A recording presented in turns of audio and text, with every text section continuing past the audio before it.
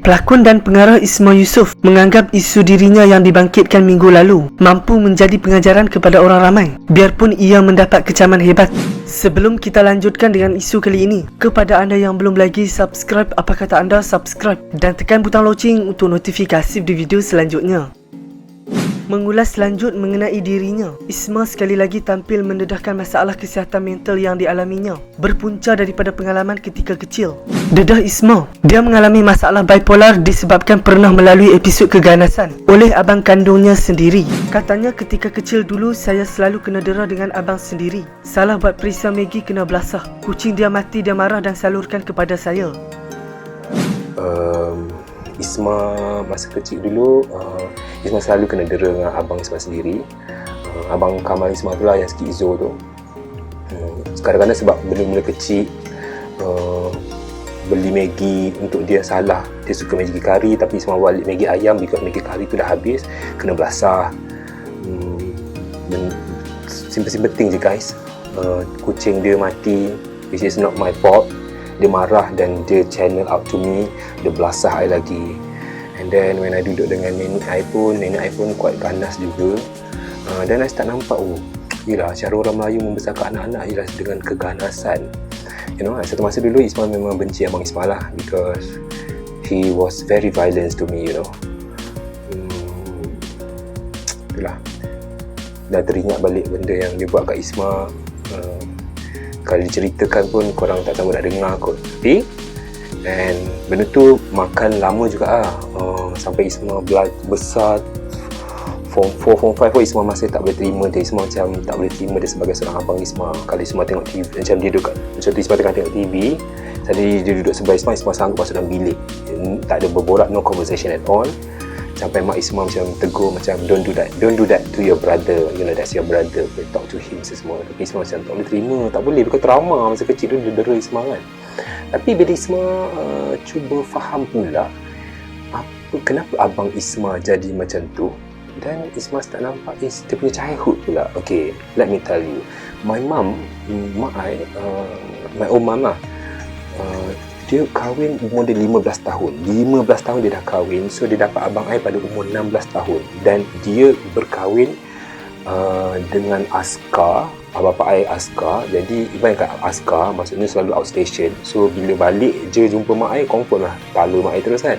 So setiap tahun mak I mengandung, dan beza jarak macam abang I tu dengan kakak I nombor 2 tu setahun je. So imagine umur 16 tahun mak I dah ada seorang anak, lepas tu mengandung pula, you know. And then how did she handle all that? Because I tengok kawan-kawan I sekarang yang anak seorang pun stress. Macam mana my mom? So my mom was quite violent to abang I. Jadi because dia sulung, mak I pun tak reti lagi nak besarkan anak masa tu. 16 tahun guys. Can you imagine that? So abang I pula hyper. Jadi abang I selalu kena pukul dengan my mum, even pasal benda kecil semua. So benda ni nampak tak, dia transfer. And bila I kaji pasal my mum punya childhood pula, masa kecil dulu pun dia sama juga. Dia kena belasah dengan mak dia juga pasal semua thing. It was violence juga dia masa kecil dulu, dia dibesarkan, you know. So bila I tengok nenek I pula, I nampak tok nyang I pula pun garang juga. So it's not about blaming, because masa awal-awal I cuba nak bercerita, nak terangkan kat my mum macam tak boleh terima because dia ingat I nak salahkan dia. I cakap tak mak, Isma bukan salahkan mak. Kita sekarang ni kita nak cari cause dan penyebab kenapa kita jadi macam, kenapa keluarga kita ni jadi bipolar ni. So bila I tengok, I cakap kat my mum, and then my mum start faham. So that's why my mum start berkongsi yang lah Isma masa kecil dulu mak kena dera juga. And then that's why bila mak membesarkan Kamal, abang I, mak pun macam pukul dia gini, you know. And then bila dia cerita pasal nenek dia juga dulu pun membesarkan mak dia pun sama juga guys. Faham tak? Jadi ini reason dia, ini sebenarnya cause yang paling utama is during our childhood.